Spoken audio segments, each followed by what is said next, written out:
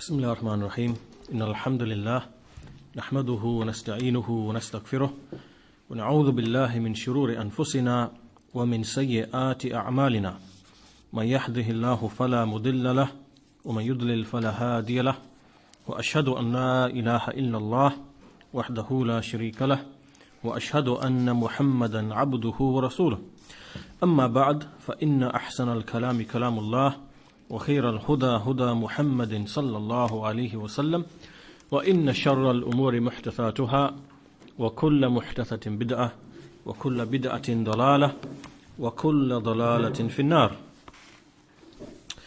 This is our fifth lesson on Al-Aqidah Al-Tahawiyah, and in the previous lesson we looked at the statement of Imam Al-Tahawi rahimahullah in relation to the eternity of Allah subhanahu wa ta'ala.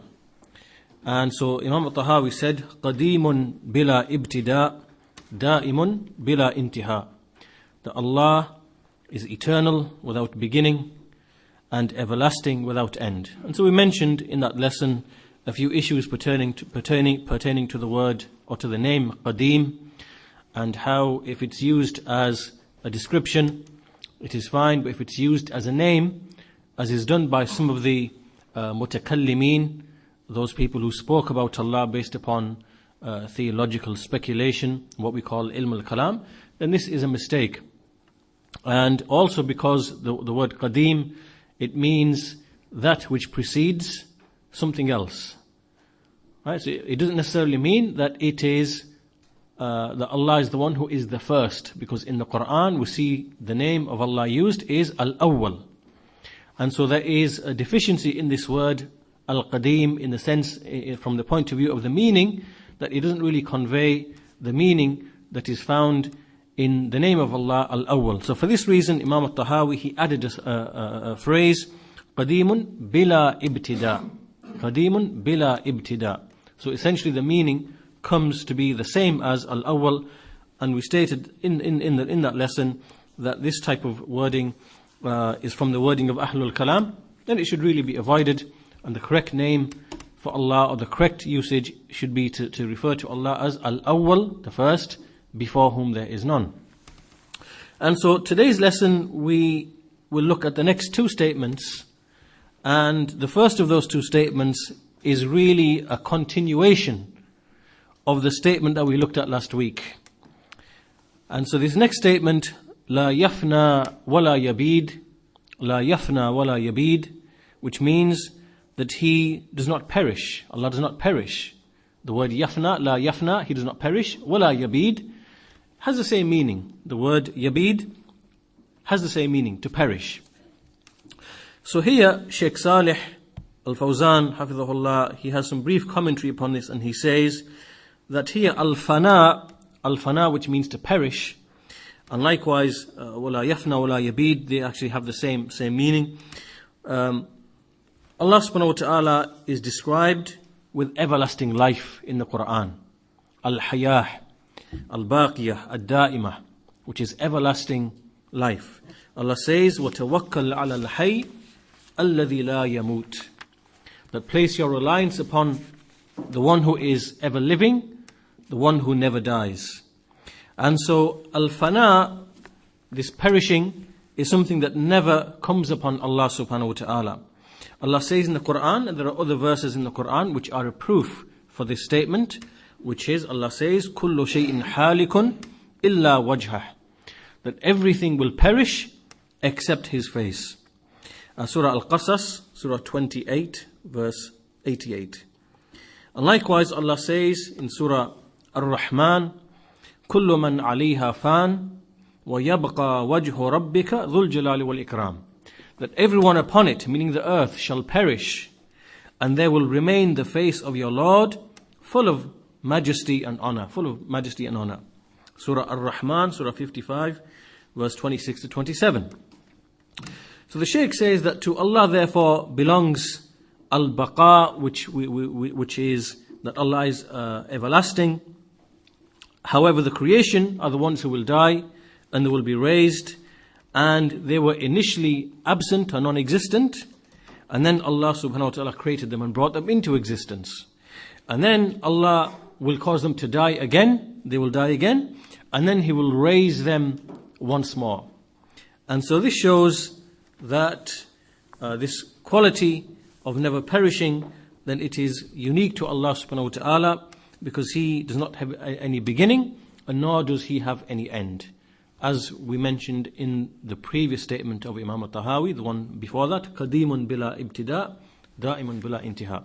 And so this statement here, وَلَا يَفْنَى وَلَا يَبِيد, this is, if you like, an additional emphasis upon the previous statement.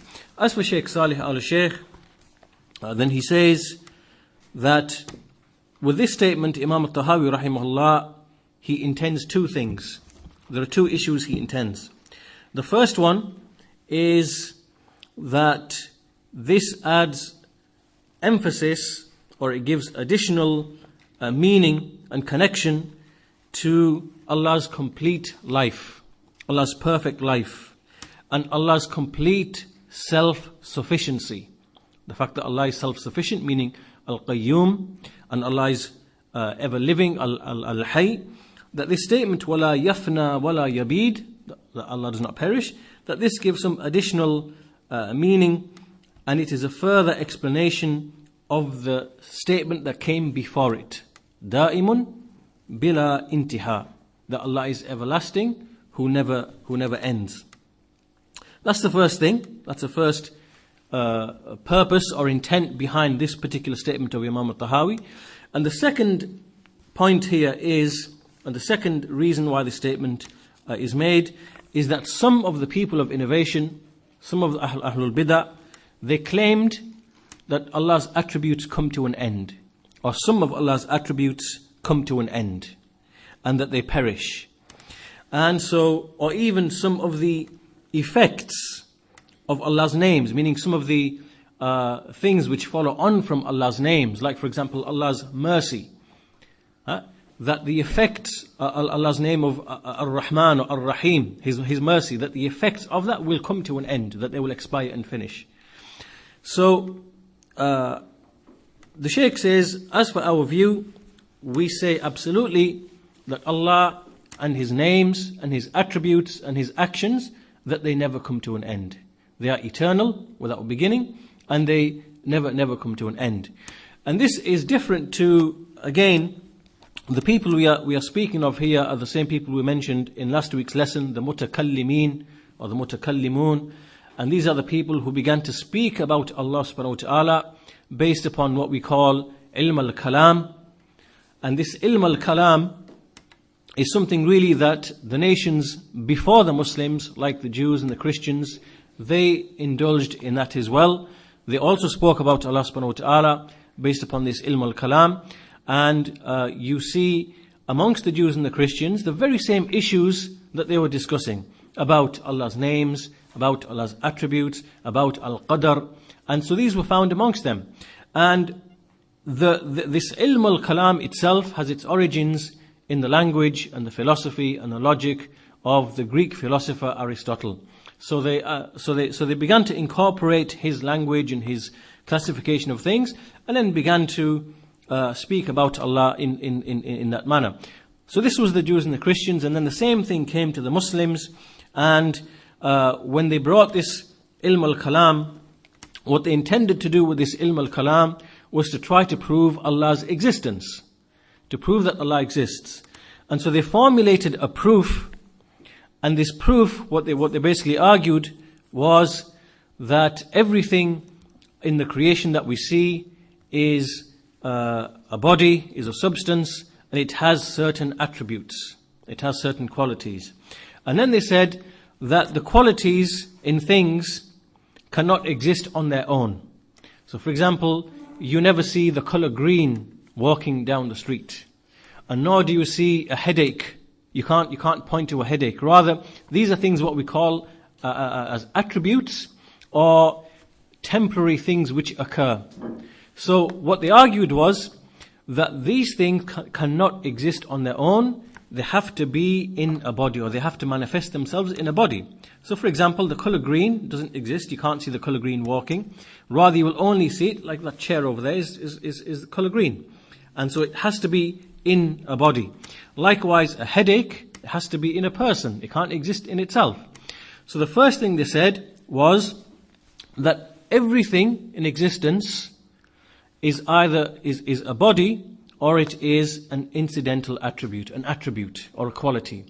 Then they said, attributes and qualities cannot exist on their own. Like what I've just explained. You don't see headache walking down the street, you don't see the colour green walking down the street. These are all, you don't see smells and tastes walking down the street. All of these things are qualities of other things.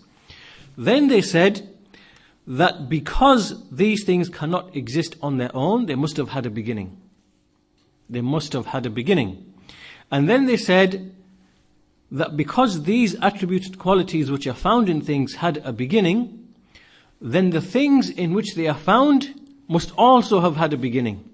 Right? So they argued in this manner. Then basically what they were trying to do was to prove that the whole of the universe and everything in the universe, every single body and every single element of it, had a beginning at some point in time. Right? So they're basically trying to prove that the universe has a beginning. Now, one of the consequences, or one of the principles they needed in order to make this proof work, is that they said that eternal events in the past, or an endless chain of events in the past, are impossible. Right? So they said it's impossible to have an endless chain of events going back into eternity. Right? So this is really the foundation upon which some of these mutakallimin, these Ahlul Bidah, why some of them said that some of Allah's attributes have a beginning, and others said that some of Allah's attributes have an end. Some of Allah's attributes will finish. This is the principle upon which they began to make the likes of these claims about Allah's attributes. So one group is called we can begin with the Jahmiyyah. And the Jahmiyyah, they said that an endless chain of events in the past is impossible, and an endless chain of events in the future is impossible. Right? So the implication of this was that the Jahmiyyah, or Jahm bin Safwan, said that there must be a point at some time in the future where paradise and hellfire will come to an end. Why? Because an endless chain of events in the future is impossible.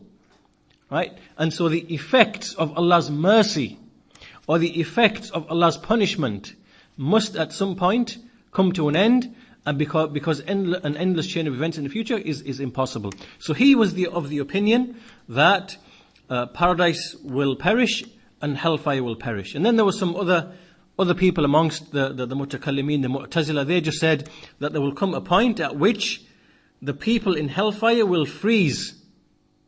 Everything will come to there will be no motion. Everything will just stop. And they will just, so whatever position the people in hellfire are in, they will stop right like that, and that will, and nothing else will happen thereafter. Again, this is all based upon this false principle that an endless chain of events in the future, an endless chain of events in the past is impossible. And the reason why they made or invented or spoke of this principle, because it allowed them to construct this proof by which they believed they could argue against the atheists and prove Allah's existence. But this principle is false. And likewise, we see that another group called the Karramiyya, these people, they claimed that Allah's attributes, or some of Allah's attributes, must have a beginning. Meaning that Allah existed for a period without having certain attributes. Like, for example, speech. And then Allah became one who was able to speak. Or Allah became one who spoke. And the reason for this is because that if Allah subhanahu wa ta'ala was eternally always one who spoke whenever He willed, this would mean an endless chain of events in the past. This would mean that Allah has always been speaking and can always speak, and because speech is tied to his will and power, then it would mean an endless chain of events going into past and infinity. Right? So this is something that would disagree with their proof. It wouldn't allow their proof to stand, to hold water.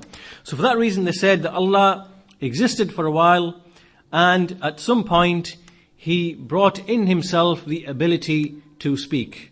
Or He brought in Himself the attribute of speech. And again, so according to them, it means that Allah's attributes had a beginning. So in either of these two situations, we see that the benefit in what Imam al-Tahawi said, وَلَا يَفْنَى وَلَا يَبِيد, that Allah never perishes, even though He is speaking here of the future, and He's speaking about that Allah's essence and nor His attributes, that they will never perish, then also it also applies to Allah, in terms of the beginning, in terms of whether Allah's attributes have a beginning. And this, inshallah ta'ala, He will discuss in the next couple of statements that will come shortly, inshallah ta'ala, or after a short while. But we need to be aware of both of these two things, that Allah's attributes neither have a beginning, and nor do His attributes have an end. Just like His essence does not have a beginning, nor does it have an end. Just like His names do not have a beginning, and nor will they perish.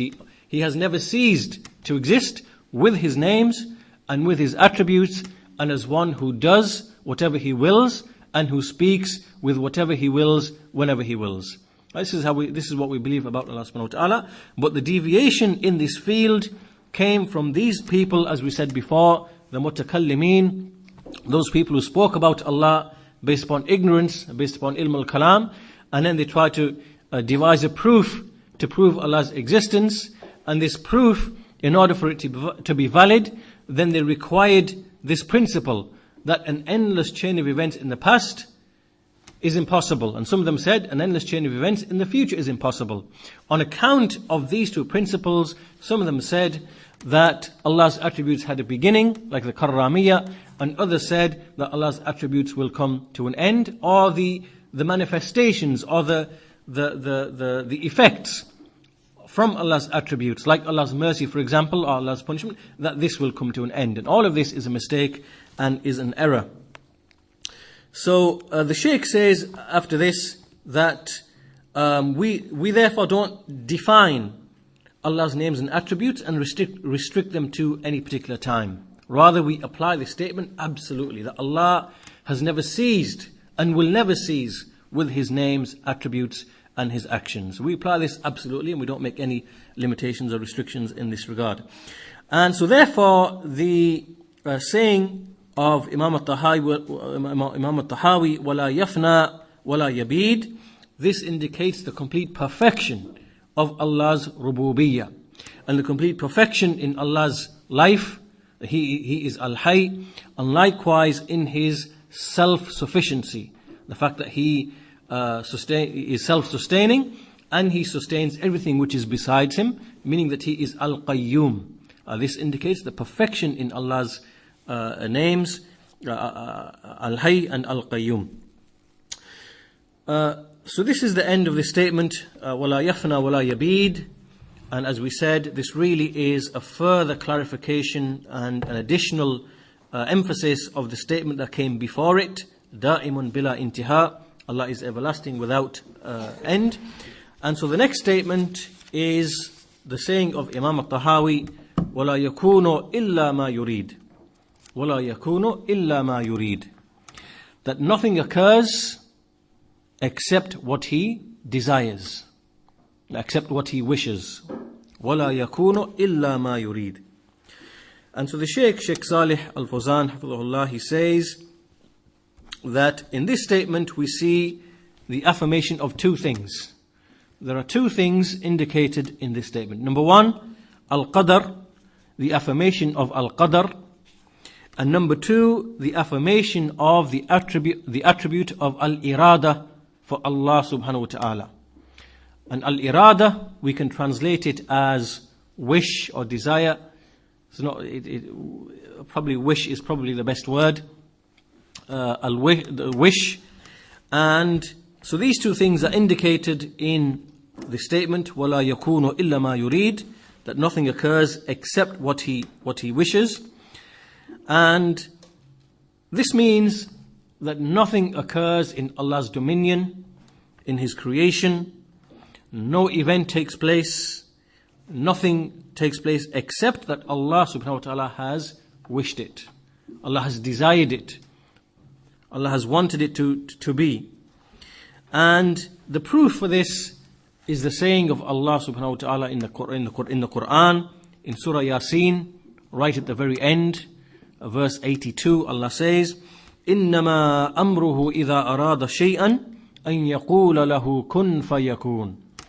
That indeed his affair or his command is such that when He wishes something, when He desires something, that all He has to say is be, and it is. Be, and it is. So this means that every single goodness, everything which is khair, and everything which is evil, then all of it is through Allah's irada, through Allah's wish. And nothing comes out of Allah's wish. There is nothing that escapes or is independent of Allah's wish. And the Shaykh says that this statement here is a refutation of the Qadariyya. It is a refutation of the Qadariyya. And the Qadariyya are the ones who began to deny Al-Qadar. They began to claim that the servant, that each one of us, for example, that he creates his own actions outside of Allah's creative power and outside of Allah's wish. They said that man is the creator of his own actions. And the reason why they said this, to explain very quickly, is that they said that when a person commits an evil deed, when a person commits something which is evil, then how can Allah punish someone whom He forced to do an evil deed? Okay? And then they thought that this conflicts with the idea of justice. The idea of justice, the al-adl. And so therefore they said that Allah subhanahu wa ta'ala, that although He wills things and He gives men the capacity, it is men who themselves create their own actions. And it is only then that man can be punished for what he does, for the evil that he does. In other words, they had a wrong idea of what is justice, and with this wrong idea they then thought that man, he creates his own actions and only then can he be held responsible for that. And so this really was the foundation of the mistake of the Qadariyya. And we see that this innovation is not something which has disappeared. This is, rather we find it present in books today amongst the people or groups who claim to be involved in da'wah. So we see, for example, the founder of Hizb ut-Tahrir, he is Taqiyuddin al-Nabhani, that in his book Shakhsiyya Islamiyya, we find him outlining this very same innovation of the Qadariyya. One of the first 4 major innovations which occurred in the Ummah. The innovation of the Khawarij, the innovation of the Rafida, the innovation of the Qadariyya, and innovation of the Murjiya. And the Qadariyya, the Messenger ﷺ, he spoke about them and he said that they are the Majus of this Ummah, the Majins of this Ummah. So anyway, this was the foundation upon which they spoke of this innovation. And what we say, and in fact the reality of this issue will become clear when we explain it in a bit more detail from the speech of Sheikh Salih al-Sheikh. But basically we believe that every single thing which happens, whether it is man's evil deeds, whether it is man's good deeds, then all of it arises and occurs out of Allah's will and Allah's wish. And so one of the effects of this innovation is that it ascribes inability to Allah subhanahu wa ta'ala. It ascribes the fact that there is something within Allah's creation that Allah does not have control or power over. And this is false and it is rejected. And it means that things occur within Allah's creation which He has not wished. And this, as we said, is removing from Allah His power and His control and His complete domination over His creation. And then the Shaykh explains as well that when Allah subhanahu wa ta'ala, when He creates evil and when He creates good, in other words, when He brings about evil, when He brings about good, then all of that is for a wisdom. There is a wisdom behind everything that Allah wishes, everything which Allah wills. So, from the point of view, so for example, from the point of view of evil, as it relates to us, then something is evil as it relates to us. But as it relates to Allah subhanahu wa ta'ala, when Allah brings about evil, meaning in terms of His action, then His action, there is nothing but perfect wisdom and justice behind His action. To help you, to illustrate, to give an example, the example which is usually given is, let's say for example you have an illness or some sort of problem, and you go to the doctor, and the doctor requires that you need to be, surgery needs to be done, and you need to be cut, for example, let's say your chest needs to be opened, so he needs to cut open your chest, then you need to be given, whatever treatment. Now, this, as it relates to you as an individual, and the pain that you feel, and the harm that you feel, and the stress that you go through, all of this is no doubt evil to you. However, the action of the doctor, in the fact that the doctor is actually performing the action, this action, then in that there is a benefit, and there is a wisdom. So things can be looked at in two different ways. One in terms of the patient, and one in terms of the action of the doctor. And this example is usually the example given. This example is given by Shaykh Ibn Uthaymeen rahimahullah. And so, to help us understand the idea that when it comes to things which take place in the creation, which we see to be evil, then they are evil as it relates to us. But as it relates to Allah's action of wishing that thing, and bringing that thing into existence and making the action to happen, then there is a wisdom behind that, and there is nothing but goodness as it relates to Allah's action that is behind that. But as it relates to the creation, then it is obviously evil as it relates to us. And we can apply this principle in many different ways. To give you one illustration, imagine a thief or a robber, for example. We find someone steals the property of other people, or maybe he harms other people, he oppresses them, he harms them in their wealth, or he harms them in their body and injures them. So now the fact that Allah wished and willed this to occur, then as it relates to Allah, we say that there is some wisdom behind these affairs that take place. Allah wished them, no doubt He wished them, and they took place. But there is some wisdom behind these affairs taking place. So as it relates to Allah, we don't say that this is an evil action. Rather, we say that that there is some wisdom behind this by which Allah intends benefit for the majority or for the whole of mankind. But as it relates to us, we see that a man stealing is evil, or a man murdering somebody else is evil, and we can apply the same thing to all other types of evils and harms. But as it relates to Allah, then we see that from the wisdom in that is that Allah's hudud are established.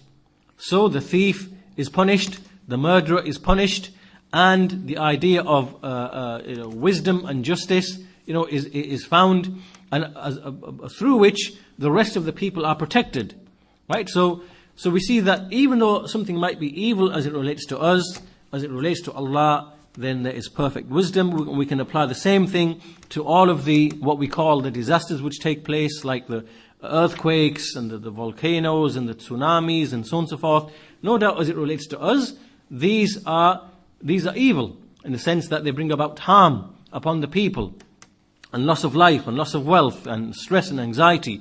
So as it relates to us, this is an evil which has occurred. But as it relates to Allah subhanahu wa ta'ala, within this action there is perfect wisdom and perfect justice and a far-reaching wisdom behind what He does and behind what he wishes.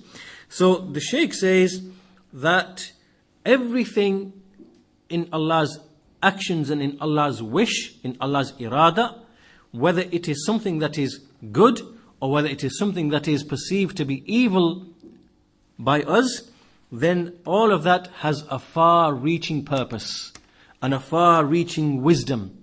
And that wisdom is al-ibtila wal-imtihan. Al-ibtila wal-imtihan, which is to test the people.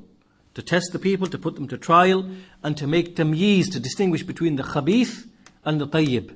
To distinguish between that which is vile and impure and that which is wholesome and pure.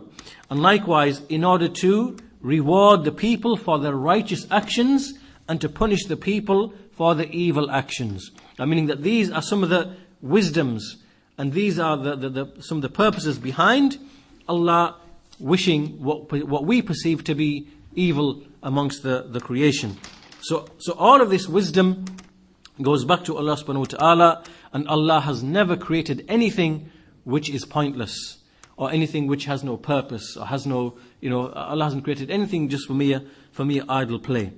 So this is how we understand this statement, or some of the meanings that arise from this statement. وَلَا يَكُونُ إِلَّا مَا يُرِيدُ, that nothing occurs except what He wishes, that everything comes under Allah's wish or under Allah's power, nothing escapes from it, and we are not confused by these doubts of the people like the Qadariyya, who denied that that mankind comes under Allah's will in terms of his actions, and who claimed that man creates his own actions, because they had this misconception that how can man be judged if unless he is completely independent to choose and do and act what he wishes outside of Allah's will and power.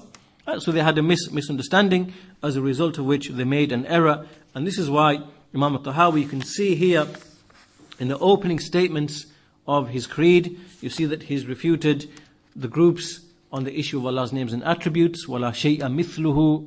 We see that he's also refuted the people who claim that Allah's attributes have a beginning or Allah's attributes have an end. And likewise we see here Allah refuting we see when he speaks about Allah's attribute here of irada, we see that Imam al-Tahawi, he is refuting the Qadariyya who deny al-Qadar. And so this is the end of what has been said by Sheikh Salih al-Sheikh. And so Sheikh Salih al-Fawzan, and Sheikh Salih al-Sheikh, he says that there are a number of issues around this statement. But first of all, he says that what are the proofs for this statement? The proofs are the saying of Allah subhanahu wa ta'ala in Surah Al-Insan, Surah 76, verse 30. Allah says, وَمَا تَشَاءُونَ إِلَّا إِن يَشَاءَ اللَّهُ, that you do not will except as Allah wills. Indeed, Allah, إِنَّ اللَّهَ كَانَ عَلِيمًا حَكِيمًا. Indeed, Allah is all-knowing, all-wise. And likewise, he says in Surah At-Takwir, Surah At-Takwir is Surah 81, verse 29, وَمَا تَشَاءُونَ إِلَّا أَن يَشَاءَ اللَّهُ رَبُّ الْعَالَمِينَ, that you do not will except as Allah wills, the Lord of the worlds. And we see that here the Shaykh has used verses which mention Allah's mashi'ah. Now we have two things. We have Allah's irada and we have Allah's mashi'ah. And we have to understand that Allah's irada is not entirely the same as Allah's mashi'ah. And when we say Allah's irada, there is a difference which will be explained shortly, inshallah ta'ala. But what we should understand, that when it comes to Allah's irada, when we speak of Allah's wish, so in order to make it clear in English, when we say Allah's irada, we will use the word wish, Allah's wish or Allah's desire. And when we say Allah's mashi'ah, we will say Allah's will. Allah's will. Right? So to help us distinguish between the two things in English. So when we speak of Allah's irada is of two types. Allah's irada is of two types. Allah's irada is the first type is Allah's irada kawniyah. Al-irada al-kawniyah. This refers to everything which occurs within the creation. Everything which occurs in the creation and takes place in the creation, it occurs by way of Allah's irada kawniyah. Meaning that Allah's wish that relates to the creation, that relates to everything besides Him. And so this is what we call the irada al-kawniyah. And the other type of irada is the irada shar'iyyah. Irada shar'iyyah. And this is the irada, this is something that Allah wishes and desires from the servants that they fulfill and that they perform and that they abide by. Right, so we as Ahlul Sunnati wal Jama'ah, we distinguish between these two types of irada, and we don't treat them to be the same. If we treat them to be the same, then this will lead us to the mistake, and it will lead us to the foundation of the bid'ah of the Qadariyah and the Mu'tazila who spoke of the bid'ah of al-Qadar. Right, we distinguish between these two types of irada. Allah has an irada which is irada kawniyah as it relates to everything in the creation, and an irada which is shar'iyyah which relates to the things which Allah requests and desires from His servants in terms of the commands and in terms of the prohibitions. So for example, Allah subhanahu wa ta'ala, He wishes for His servants to have iman, to have faith. He wishes for His servants to establish the prayer. He wishes for His servants to, and desires from His servants to follow and obey the messengers. He wishes and desires from His servants that they honor and respect the parents, and so on and so forth, from all the other things which are desired in the Sharia. At the same time, Allah subhanahu wa ta'ala, He does not wish, He does not like from the point of view of the Sharia, He does not wish from the point of view of the Sharia, the irada shar'iyyah, that a person become a disbeliever, or that a person choose disbelief, or that a person commit shirk, or that a person fall into disobedience, or that a person commit a major sin. However, so this is Allah's irada shar'iyyah. However, Allah from His irada kawniyah, He will wish and will that a person actually fall into disbelief, or that a person accept iman, or that a person fall into a major sin, or that a person do a righteous deed. Right? So we distinguish between these two things. And so from one angle, we see that nothing occurs in Allah's creation, neither shirk, nor kufr, nor disobedience, nor iman, nor tawheed, nor obedience. All of these things are exactly the same as it relates to Allah's irada kawniyah. Allah's irada kawniyah. Everything which takes place is exactly the same as it relates to Allah's irada kawniyah. The belief of a believer, the disbelief of a disbeliever, the shirk of a mushrik, the sin of a disobedient one, the righteousness of an obedient person, all of this comes under Allah's irada kawniyah.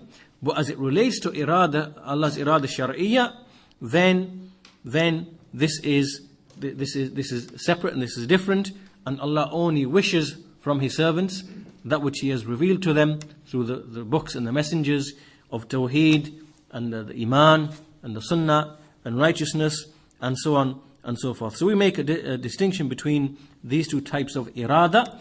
But what is the difference between irada and mashi'a?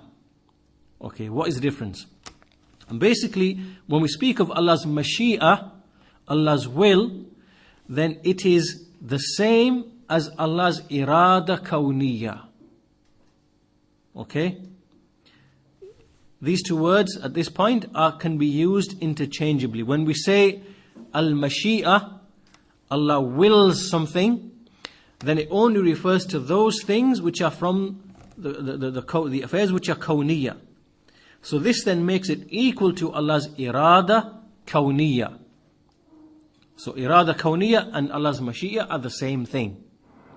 So whether we say Allah wills in this case, or whether we say Allah wishes, right, then really they are the same thing, because they are relating to everything which takes place in the creation.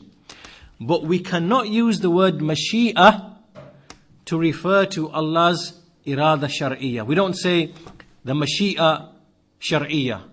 There's no such thing, because Allah's mashi'a is only used for those things which take place in the creation. Only for those things which take place in the creation. Whereas Allah's irada, Allah's wish, what Allah desires, that can refer to, things which take place, which He wills to take place, and things which He does not will to take place. Right? So Allah didn't wish, Allah, He requested from Abu Jahl to become a believer. Right? So from His irada shar'iyya, He wanted Abu Jahl to become a believer. But from His irada kawniyya, which is the same as Allah's mashi'a, Allah's will, He did not will that Abu Jahl should come a believer.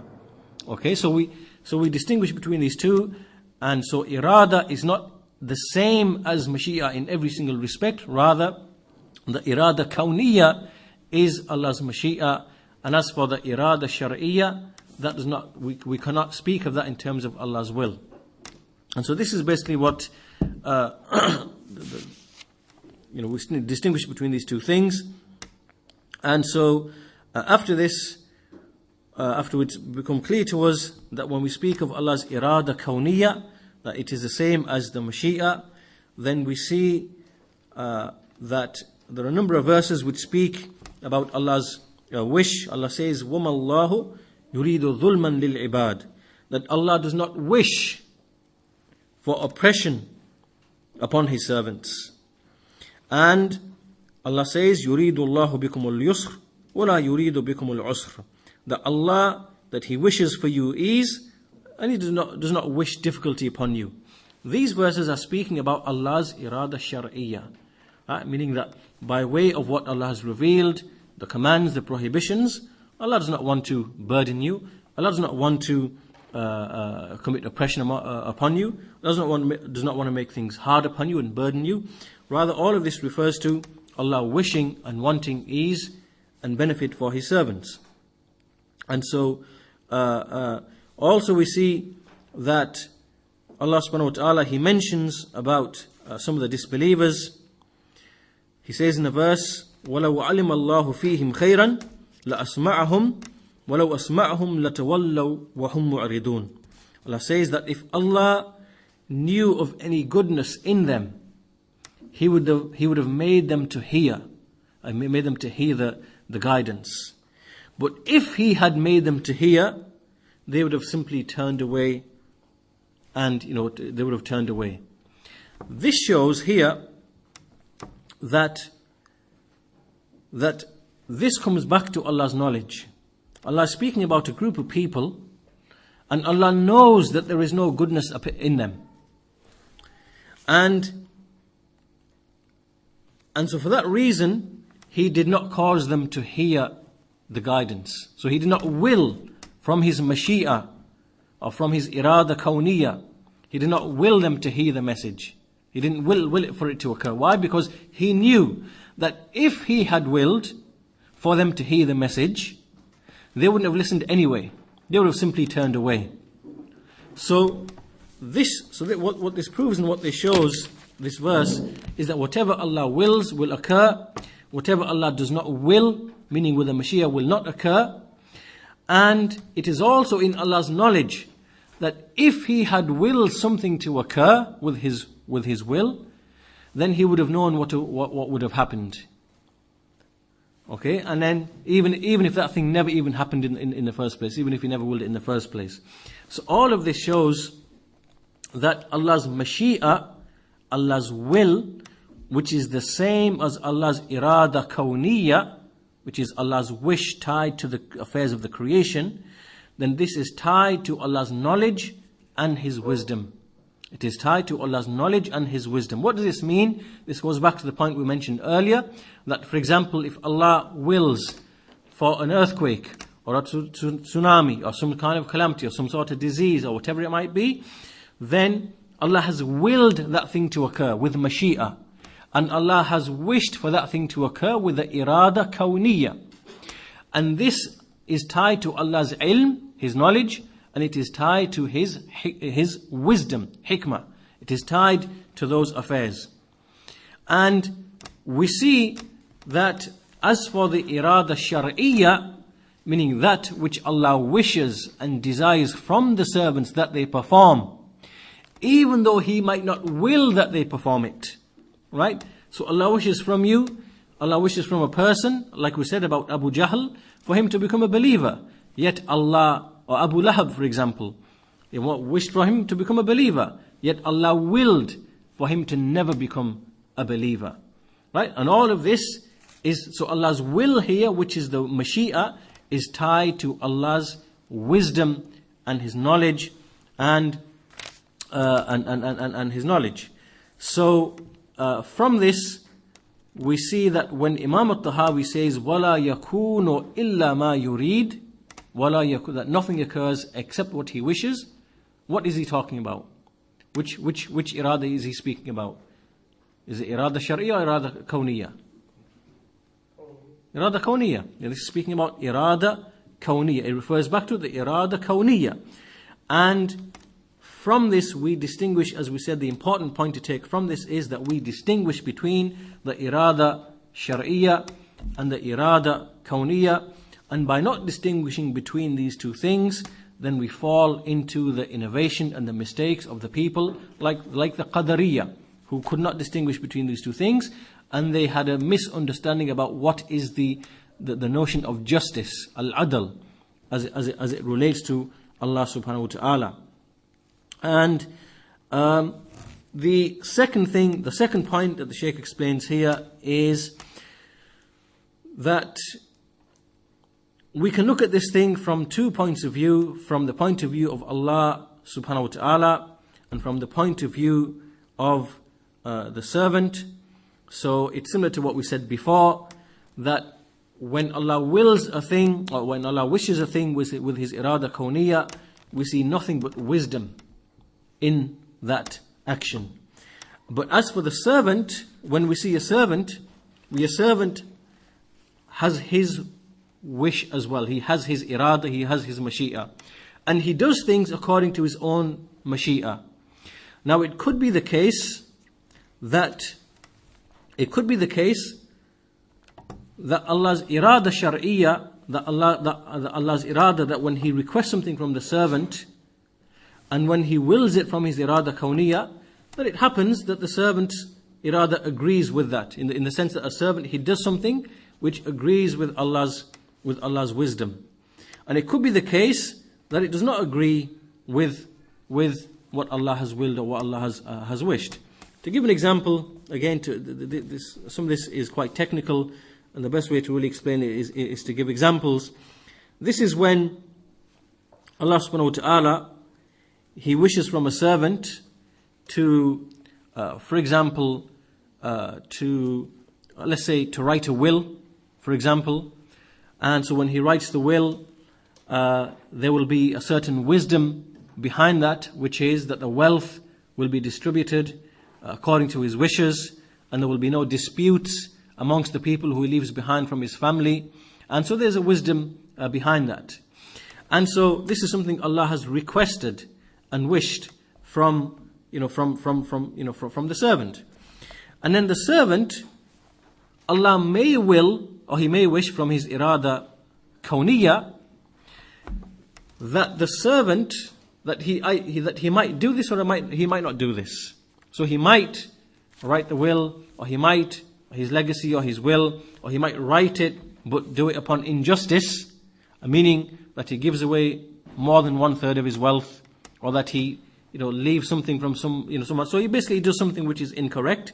So in this case, even though in Allah's action, we say here that from the point of view of Allah's irada shar'iyya, meaning what Allah requests and wants from the servant, obviously there is wisdom, because everything in the Sharia there is wisdom. In terms of what Allah actually willed to happen from His mashi'a and His irada kawniyya, in fact what actually took place, which is whether the servant did or didn't write the will according to the right way, then whatever the case, in either of the two situations, yes he did, yes he didn't, then there is nothing but perfect wisdom in Allah's action. right? In Allah's mashi'a, in what Allah will to actually take place. And likewise in Allah's irada kawniyya. But as for the servant, if the servant agreed with, if the servant in his intention, in his irada, he was intending that I am going to write the will according to the Sharia and give everyone his due right, then here it has happened that by way of Allah's irada kawniyya, that the servant's irada and the irada of the Sharia, it has come together. And if the man didn't, write it according to the Sharia and he pressed somebody or whatever, then here there is no wisdom in that man's action. The wisdom has gone from that man's action, And so even though in Allah's action there is still wisdom, do you understand? So we have to distinguish between all of these different situations, and not to treat them as the same thing, because as we said before, not making these distinctions, it will cause us to fall into the mistakes of the Qadariyya. And so for this reason, the conclusion that we come to from this is that when we speak about Allah's action, then everything which takes place in His creation agrees with wisdom, with hikmah. Right? So this is the lesson that we're taking from this. Everything that He does, that takes place as it relates to Allah, it is in agreement with wisdom, with hikmah. But that cannot be said about the actions of the servants. So as it relates to me and you, that when we do something, then it may or may not relate to hikmah as it relates to us and what we intend, as it relates to the fact that these are our actions. But as it relates to Allah subhanahu wa ta'ala, then it is nothing but perfect wisdom. Again, to give an example, it may be the case that Allah establishes an evil ruler upon the people. This ruler oppresses the people, kills them, murders them, takes their wealth, imprisons them, beats them, and so on and so forth. Right? This action by the ruler is evil. This is evil on behalf of the ruler, and nothing that the ruler does can be said to be wisdom, as it relates to his actions judged by the Sharia. As it relates to Allah subhanahu wa ta'ala, then every single deed of that ruler, all of his murder, all of his killing, all of his oppression, all of his confiscating the wealth, imprisonment and everything, all of that, then we say that in all of that there is a far-reaching wisdom, because there is nothing in Allah's creation that is not from His wisdom. Okay? So in other words, what we're doing here is that we're trying to separate and distinguish between the actions of the servants and what can be said about them, and the irada of the servant, and likewise the actions of Allah and the irada of Allah, which is irada shar'iyya and irada kawniyya. So everything which is from Allah's irada kawniyya, meaning that Allah's wish that relates to the created affairs, which is the same as mashi'a, then all of that is perfect wisdom as it relates to Allah subhanahu wa ta'ala. As it relates to the actions of the servants and their will and their wish, then we can't say the same thing, that there is wisdom in that, unless it agrees with Allah's irada shar'iyya. Unless it agrees with Allah's irada shar'iyya. So the conclusion here then from this is that everything that is good is ascribed to Allah subhanahu wa ta'ala, meaning that everything which takes place as it relates to Allah is goodness and wisdom. And evil is not to be ascribed to Allah subhanahu wa ta'ala. We don't say that that Allah performs evil, or Allah does evil. This cannot be ascribed to Allah's action. Rather, we say Allah creates evil, and in His action of creating evil, there is perfect wisdom and justice. That in Allah's action of creating evil, it is perfect wisdom and justice. But as for the evil, it exists only amongst His creatures and the created beings. But as for Allah, like when Allah, as we said, in all the examples that we gave, whether a thief steals, whether a murderer he murders, whether a ruler oppresses and kills and confiscates wealth, whether a tsunami takes place or an earthquake takes place, all of these are from Allah's actions. And in Allah's actions, each of those actions are perfect wisdom and justice. But as it relates to us, then the evil is found amongst us.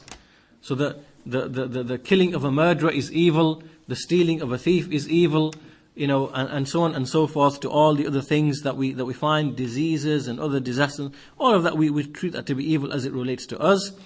And so from this, Allah's irada is always in accordance with hikmah. This is what you should be writing down as the conclusion, that Allah's irada is tied to His ilm and hikmah. Allah's irada is tied to His ilm and His wisdom, to His knowledge and His wisdom. And so, whether that is, so in the Sharia, what we see in Allah's Sharia, all of the legislations and the commands, and all of that is perfect wisdom and justice. And likewise in what Allah wills to occur from His irada kawniyya, and what Allah wills to occur from His mashi'a, all of that likewise is from perfect justice. Nothing takes place except which is just and perfect wisdom, hikmah. All of that is tied. And the Shaykh says that again we have many other issues branching off from this discussion, like for example, what is dhulm, what is oppression, what is justice, what is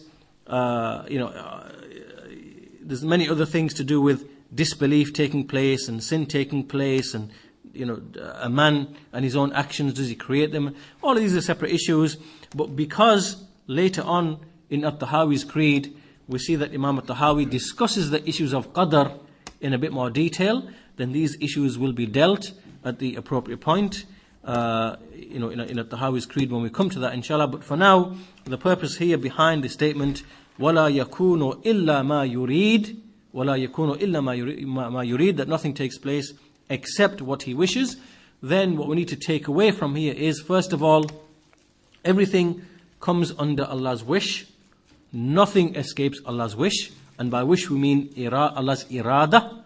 And Allah's irada itself is of two types, the irada shar'iyya and the irada kawniyya. And when it comes to mashi'a, when we use the word mashi'a, then by mashi'a we do not treat it to be exactly the same as Allah's irada from every single respect. Rather, we say that there is Allah's irada shar'iyya, which is what Allah wants from His servants and requests from His servants, that they abide by the Sharia. This is what we call irada shar'iyya. And then there's the irada kawniyya, which relates to what actually takes place. Right? So it's not the case that it is not the case that Allah loves everything which He wills to take place. Right? So if Allah wills Abu Jahl or Abu Lahab to be disbelievers and to remain disbelievers, then it does not mean that Allah loves what He wills to take place. Rather, Allah dislikes disbelief. Allah dislikes shirk.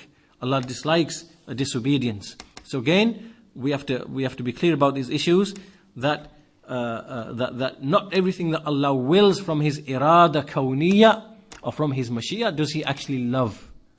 Right? So that's another issue, inshallah, that maybe we'll discuss when it comes later on. But these are some of the points that we should try to associate with this particular point of Imam At-Tahawi, وَلَا يَكُونُ إِلَّا مَا يُرِيدُ. I know that some of the issues here are quite technical and maybe difficult to grasp without lots of examples. But inshallah, if there's anything that's not unclear, then if you have any questions, we can address them, inshallah ta'ala. Otherwise, as we said, this issue is dealt later on in At-Tahawi's creed, where he discusses Al-Qadar in more detail. So maybe those issues will be expanded upon at the relevant point, inshallah ta'ala. So if you have any questions on anything that's been said, feel free to ask before we conclude.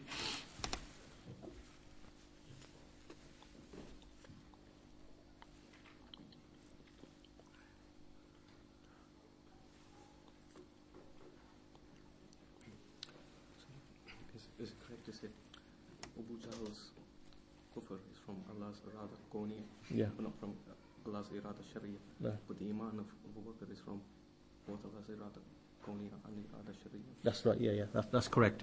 So when we see, for example, that the kufr of Abu Jahl and Abu Lahab, that is from Allah's irada kawniyya, in that Allah willed it to occur and decreed for it to occur, and so it occurred. but it is not from Allah's irada shar'iyya.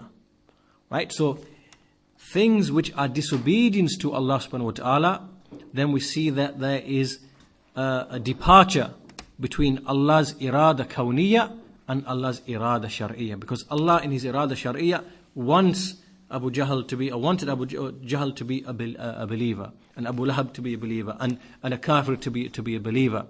Okay? But as it relates to, for example, Abu Bakr radiyallahu anhu, when he became a believer, then there is agreement between Allah's irada kawniyya and so in other words, the two types of irada come together. So Allah's irada kawniyya, Allah willed it to occur that Abu Bakr become a believer, and this is also something that Allah requested shar'an, meaning from the point of view of His legislation, from the point of view of what He requested from His believing slaves. So those two things come together.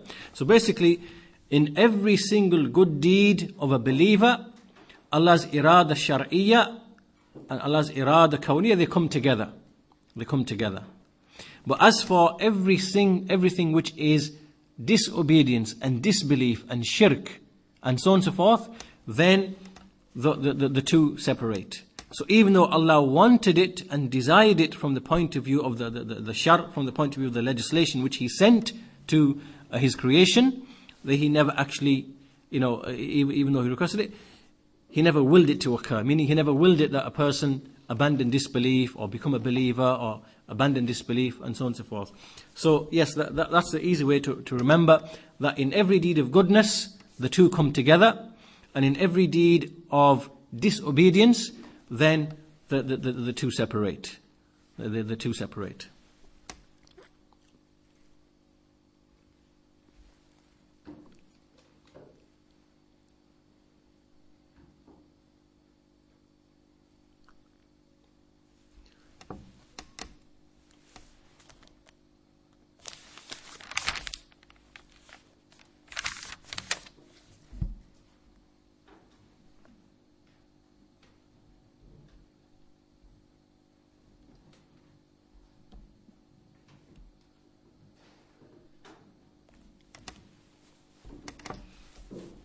Any other questions? All clear? Test you on it then, yeah? Okay. So, unless, what are the two types of irada then? Okay, what is each one?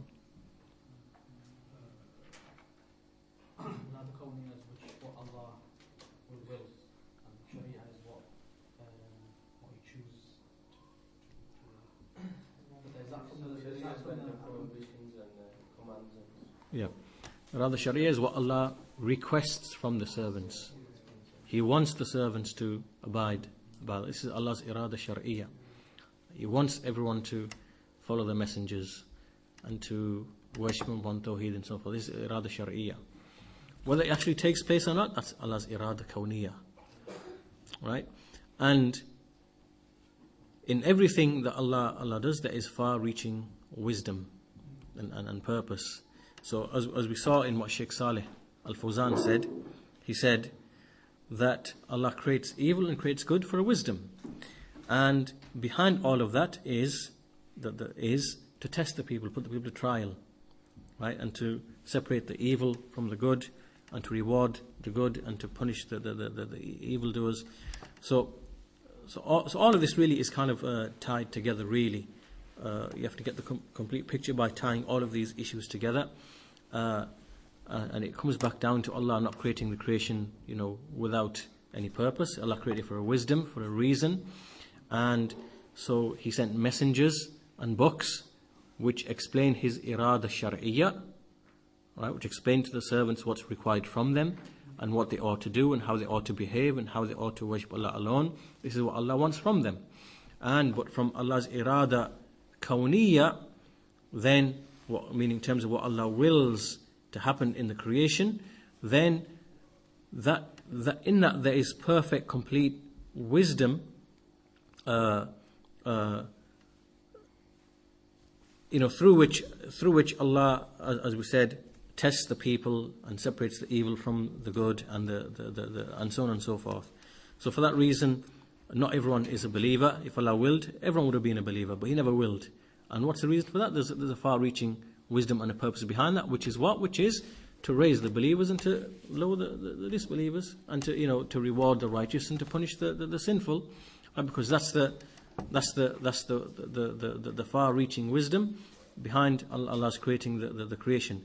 So these affairs that take place amongst the creation of what we seem to be evil, what appears to be us to be evil, and Allah willing it to occur, like the disbelief of a disbeliever and the sin of a believer, all of that, there is a wisdom and a reason behind that, which all leads to, as we said, this great goal or this great objective, which is to test and to put the people to trial, and to put some into paradise and to put some into hellfire, and which Allah had already decreed when He took the souls of the son of Adam from Adam, and decreed a portion for the hellfire and decreed a portion for paradise. So Allah gave full choice to disbelievers to become. Yeah, everyone has full choice. No one feels compelled to do anything, right? And this we know, and this argument against al-Qadar is really futile. And the best way to argue against people who make this claim is really to give two examples. And this is something that no one can really deny. The first example that you give is that if you had two routes or two journeys to arrive at a certain destination, and on the first route, if you went that way, you have highway robbers, there's no stops, it's long, it's windy, it's rocky, it's this and that, whatever, and that's one way you can choose. And the second way, if you chose the second route, you find that it's the shortest route, people are nice, there are stops on the way, there is this, and every person knows that he will be free to choose one or the other. These are choices that come to you every day in your life, and no one at any time feels that he has ever been forced to make a choice. Right? Everyone always chooses that which is going to be what they perceive to be good for them, what they perceive, and keep away from what they perceive to be evil from them. And so the idea of choice, everyone feels and knows that they have choice. No one can, not even a disbeliever, can deny that they have complete, perfect choice in what they choose and what they do. That's the first thing. The second thing is that if someone argued from the point of view of justice and oppression, then you could go to them and slap them in the face, put a rock through the windscreen, pour acid over the bonnet, burn their lawn, kill their dog. Not that I'm saying that you do that, but I'm just giving an example. And then you could do all sorts of oppression to them and say, Allah decreed for me to do that from Allah's Qadar. I was compelled. So there's no notion of justice and oppression. Right? So you can't say nothing to me. You should just be happy with it. Right? And of course, no one is going to really accept that line of reasoning. Not even a disbeliever is going to accept that line of reasoning. No one's going to accept that line of reasoning. Rather, he will know that there is an idea of justice present, which everyone, because this idea of justice, al-adl, and notion of oppression, is something that's from the fitrah. There are some things which are from the fitrah. From the fitrah is everybody knows that everything which is originated has an originator. Right? This is something that everyone's fitrah will immediately recognize. This is from the things that Allah has put within a soul and within the creation, in their fitrah. That everyone knows that if a glass fell on the floor, it didn't fall on the floor by itself. Now, and if a glass is found on the table, it didn't come there by itself. Someone put it there, right? So every originated thing has an originator. Also from the things is that every soul knows it has inherently the notion of justice and oppression, right? So if you just walked up to somebody on the street and just punched him in the face for no reason, then everyone who sees this, because they still have aspects of the fitrah within them, they will know that this is injustice. This is wrong. That's why even the atheist, because you still see aspects of the fitrah coming through in an atheist even, right? He will know that that injustice is injustice. He will know that, right? But what we see with the atheist is that he tries to cover and bury that fitrah, Okay, so but even though sometimes that fitrah will come through and it will manifest itself in his behavior or in his speech. So even this idea of knowing something to be an injustice, then this is, as we said, in the fitrah of all people. And so when you use this argument against even a non-Muslim or an atheist about this idea of justice and that there has to be responsibility for people in the actions, it's something that they can't deny. So otherwise you give them that example that, if I slapped you and, did this and did that, the other, or whatever, and damaged your property and whatever, then, there's there's no such thing as justice. So how can you hold me responsible? So you haven't. So obviously that's what we call an argument for morality. So from your choice, something that Allah will happen. Yeah. You chose to do the action, but you are within Allah's complete power and control and mashi'ah. Nothing you do, it comes outside of Allah's mashi'ah. But Allah, in willing you to do that thing, there is a perfect wisdom in Allah's action, in willing you to do. So in the atheist being an atheist, right? Even though the atheist has chosen to be an atheist, right? Even though the proof is established against him by way of his fitrah and by way of the messengers and books being revealed, right? So the hujjah is established upon him, right? And he's chosen his path, right? So it's perfect wisdom and justice that he enter the fire. So he can't argue from the angle, right? And as we said, he can't argue against the idea of justice either, and oppression either, because inherently he knows the idea of justice and injustice is real and true.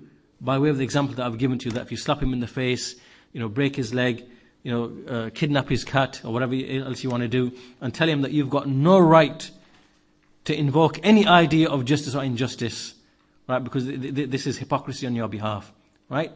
Because where do you get your idea of justice from and injustice from? There is nothing, So he has to accept that there's an idea of justice and injustice, right? So that is, and so when it comes to Allah willing disbelief upon a person, or Allah willing sin upon a person, right? The person has complete choice to do that. A person is completely free to go and steal, to murder, to rape, to whatever, to perform his obligations, not perform his obligations. No one feels compelled to do anything, right? A person doesn't say when he, for example, enjoys his food, I was compelled to eat the food. He knows he desired and willed and wished to eat that food. He knows he chose and wanted to eat that food. So when it comes to the good things, he will readily accept that yes, I willed and I wished and I have a desire and I wanted to. So when it comes to good things, obviously now there is a will and a wish, and he knows that he's got the choice, and he feels and he knows he's got the choice to do that. When it comes to the evil he performs and creates, Allah forced me to do this. Allah wished to do this. Allah, so we can see the hypocrisy as well. That in this argument there's a lot of hypocrisy, and really people follow the desires, whether they are sinful Muslims or whether they are atheists and disbelievers who try to invoke this idea of justice and injustice. So basically what we say is that in every single thing that Allah does, like what Imam Tahawi said, وَلَا يَكُونُ إِلَّا مَا يُرِيد, that nothing occurs except what he wishes. So, and his wish, his irada is tied to his ilm and his hikmah, his knowledge and his wisdom. And so everything, the disbelief of an atheist, the shirk of a mushrik, the kufr of a kafir, the belief of a believer, the righteousness of a righteous believer, all of that, there is perfect wisdom in everything.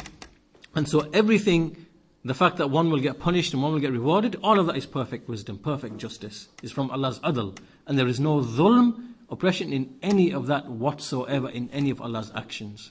But there is dhulm in the actions of the servants. Anyway, so inshallah maybe we will expand upon these issues when we come to the issue of al-Qadar a bit later on. So with that we conclude today's lesson inshallah, and we'll continue next week with the next few statements inshallah ta'ala. Oh sorry, not next week, in a fortnight from today, because I think next week there will be a lecture inshallah ta'ala, a public lecture by our brother Abu Idris from Birmingham, and so that will be at around 5 o'clock inshallah next week at the same venue. So everyone's we encourage you to come and attend inshallah, and bring your friends and family. And so, but the lesson will continue 2 weeks after that. With that, subhanakallahumma wa bihamdika ashhadu an la ilaha illa ant wa astaghfiruka wa atubu ilayk.